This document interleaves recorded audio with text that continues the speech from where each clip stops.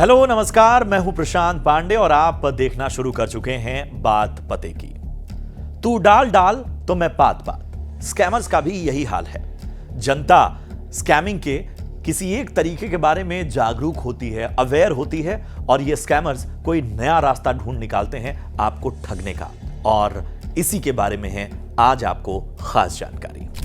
National payments corporation of India यानी NPCI ने UPI जो इस्तेमाल आप करते हैं तमाम उपयोगकर्ताओं को कॉल मर्जिंग स्कैम के बारे में चेतावनी दी है। इसमें साइबर अपराधी कॉल मर्जिंग टैक्टिक का उपयोग करते हुए आपके बैंक खातों से पैसे उड़ा लेते हैं। तो चलिए सबसे पहले ये जानते हैं कि ये दरअसल कॉल मर्जिंग है क्या। तो कॉल मर्जिंग स्कैम में सबसे पहले आपको किसी जॉब या इवेंट इनविटेशन के नाम पर कॉल आती है। इस कॉल के दौरान ही स्कैमर्स आपकी पहले से हासिल की गई बेसिक डिटेल, जो आजकल बहुत आसान है, इसे हासिल करके आपके किसी भी प्लेटफॉर्म, चाहे वो यूपीआई हो चाहे वो बैंक अकाउंट हो, उसको लॉगिन करके प्रोसेस की शुरुआत कर देते हैं। ये प्रोसेस आपके सोशल मीडिया अकाउंट का भी हो सकता है या बैंक अकाउंट का, जैसे मैंने बताया, या फिर बाकी किसी डॉक्यूमेंट को एक्सेस करने का भी हो सकता है। इस कॉल में स्कैमर्स आपको पूरा यकीन दिलाने में अक्सर कामयाब हो जाते हैं कि ये कोई फेक कॉल नहीं है और आपका नंबर उन्हें आपके किसी दोस्त या साथ काम करने वाले सहकर्मी से मिला है। ये जानकारी स्कैमर्स आजकल आपके कॉन्टैक्ट बुक में सेंध लगाकर भी हासिल कर रहे हैं। इसी कॉल के दौरान आपकी डिटेल के आधार पर ओटीपी वाया कॉल, जी हां, यानी कॉल के जरिए ओटीपी पाने का ऑप्शन वो दूसरे फ्रंट पर सेलेक्ट करते हैं और आपसे कहते हैं कि दूसरे कॉल पर आपका दोस्त है, हमें एक वेरिफिकेशन चाहिए।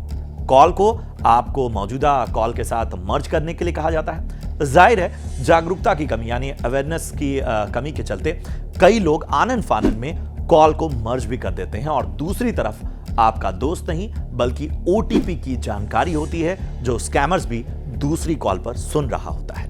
ओटीपी पाते ही ये स्कैमर्स आपके अकाउंट से पैसे उड़ा लेते हैं और जब तक आप कुछ समझ पाते हैं तब तक आप धोखाधड़ी का शिकार हो जाते हैं।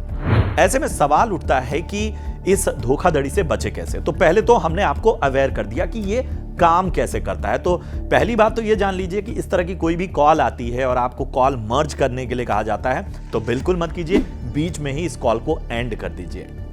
ऐसे अनजान कॉलर से सावधान रहने के लिए बार बार आपको कहा जाता है। कोई भी संदिग्ध गतिविधि लग रही है तो कॉल को बीच में काटिए और हो सके तो इसकी रिपोर्ट साइबर सेल को जरूर दीजिए। याद रखिए, अपनी कोई भी जानकारी, यहां तक कि मेल, फोन नंबर, आधार कार्ड नंबर, कुछ भी वेरीफाई करने से कम फोन पर बचें या किसी संदिग्ध नंबर पर बचें। कई टेलीकॉम कंपनियां तो स्पैम डिटेक्शन सर्विस भी ग्राहकों को दे रही हैं, तो आप इसका भी इस्तेमाल कर सकते हैं। सबसे जरूरी बात कि कोई भी व्यक्ति आपको कॉल या कॉल के दौरान किसी तरह का वेरिफिकेशन करने को कहे, मर्ज करने को कहे, किसी लिंक पर, खासतौर पे लिंक को मैसेज पर क्लिक करने को बोले, तो भूल कर भी ऐसा मत कीजिए।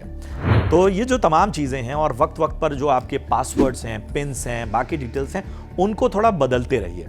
मजबूत पासवर्ड बनाइए, बार बार इसे बदलिए। इसके बावजूद अगर आपके साथ धोखाधड़ी हो जाती है तो 1930 पर कॉल कीजिए या साइबर क्राइम की वेबसाइट cybercrime.gov.in पर अपनी शिकायत दर्ज कर सकते हैं। लेकिन बचने का एक ही तरीका है, जितना ज्यादा आप जागरूक रहेंगे उतना ज्यादा बेहतर तरीके से अपनी गाढ़ी कमाई को आप बचा पाएंगे।